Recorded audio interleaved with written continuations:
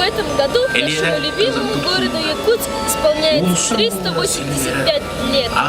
Мы праздновали карнавальным шествием, местным ходом. Вам понравился сегодняшний мероприятие? Да, это замечательная традиция, которая у нас родилась в последние годы. Когда день рождения нашего города Якутска мы отмечаем сначала крестным ходом от главной церкви нашего города к памятникам основателя нашего казахского атамана, который вообще делает его, проходит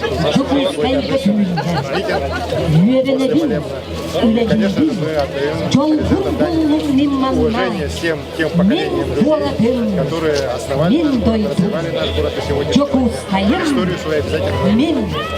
Добрый день. Что вас подтолкнуло восстановить остров? Добрый день. Вообще история города очень важна, потому что наш город исторически, сегодня нашему городу исполнится 385 лет.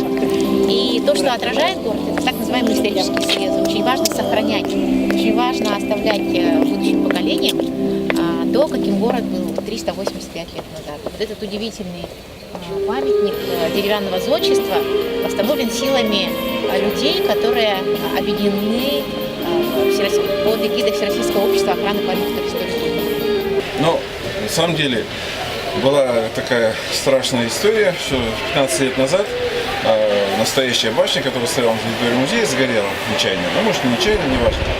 И 15 лет назад было принято решение города и администрации республики, что надо восстановить.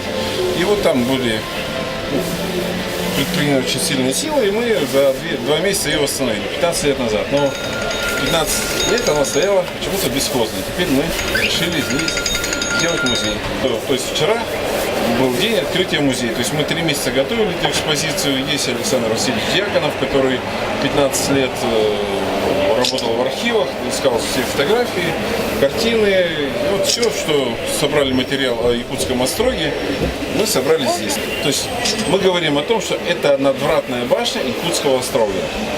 Она сделана точно по чертежам академика Аполлонникова, который сделал эти документы, то есть чертежи до того, как она успела сгореть.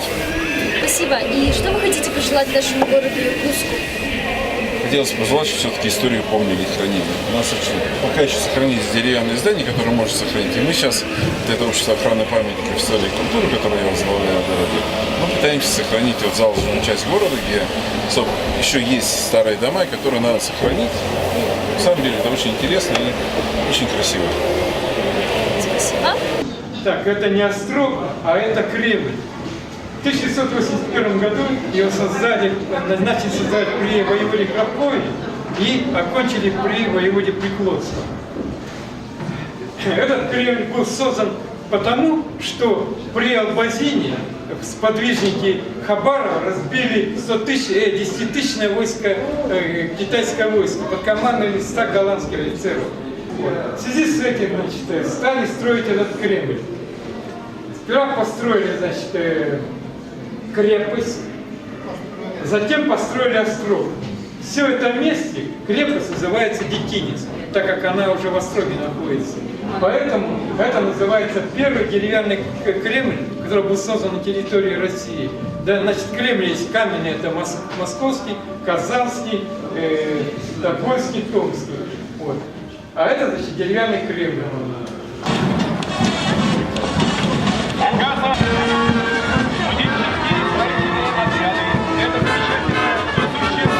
Какие у вас есть впечатления о нашем городе Якутске?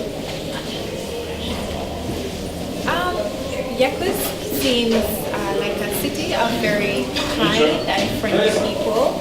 Everyone that I have met so far has been very helpful, very kind, and just really very nice. That's my first impression. Same for me. People are very friendly and helpful, and I just love walking along the streets and looking at the statues and all the different stalls selling local products. And this morning, it was so amazing listening to the music. It's really nice.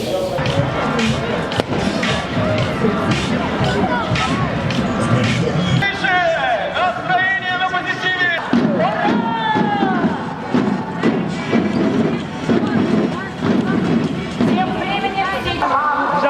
вместе пойдем, я тоже туда пойду. Еще раз поздравляем наш любимый город Якутск с юбилеем. С вами была Афанасьева Оксана и Габышева Анжелика.